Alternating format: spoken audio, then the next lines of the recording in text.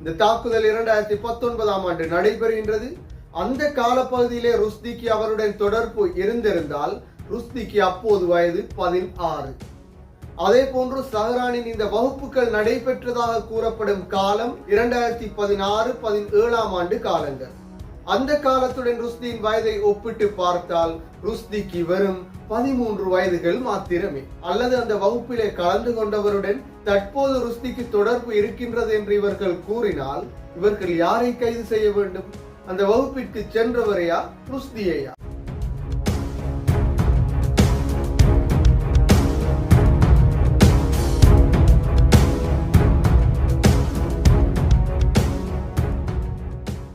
Hi everyone. அரசாங்கத்தின் தற்போதைய பேசு பொருள் ருஷ்டி. ருஷ்டியை தற்பொழுது சஹ்ரானின் வகுப்பிற்கு சென்றவருடன் தொடர்பில் இருந்தார் என பொதுமக்கள் பாதுகாப்பு அமைச்சர் கூறியிருந்தார்.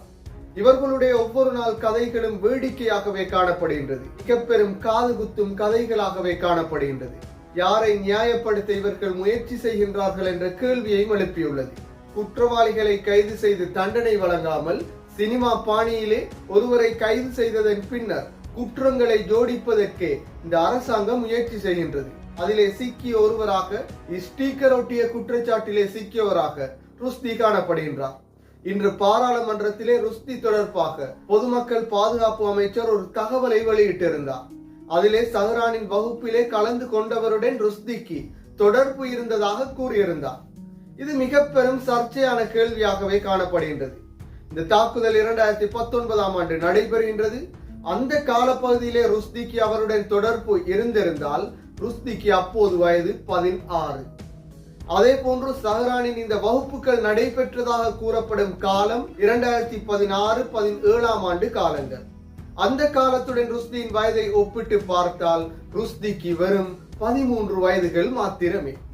எனவே இவர்கள் யாரை ஏமாற்ற இந்த கதைகளை கூறுகின்றார்கள் என்ற கேள்வியும் எழும்பியுள்ளது. அல்லது அந்த வகுப்பிலே கலந்து கொண்டவருடன் தற்போது ருஷ்டிக்கு தொடர்பு இருக்கின்றது என்று இவர்கள் கூறினால் இவர்கள் யாரை கைது செய்ய வேண்டும்?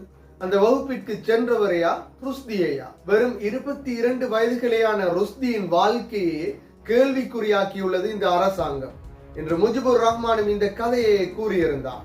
இவ்வாறான சூழ்நிலை இருக்கும் நிலையில் அமைச்சர் வசந்த சமரசிங்க ஒரு கருத்தினை கூறியிருந்தார். இவரை நேர்வழிப்படுத்தியதற்காக ருஷ்டியின் பெற்றோர் அரசுக்கு நன்றி தெரிவித்ததாக கூறியிருந்தார். இது மிக பெரும் வேடிக்கையாகவே காணப்படுகின்றது. ருஷ்டியின் குடும்பமே அஞ்சி பயந்து போயுள்ளது.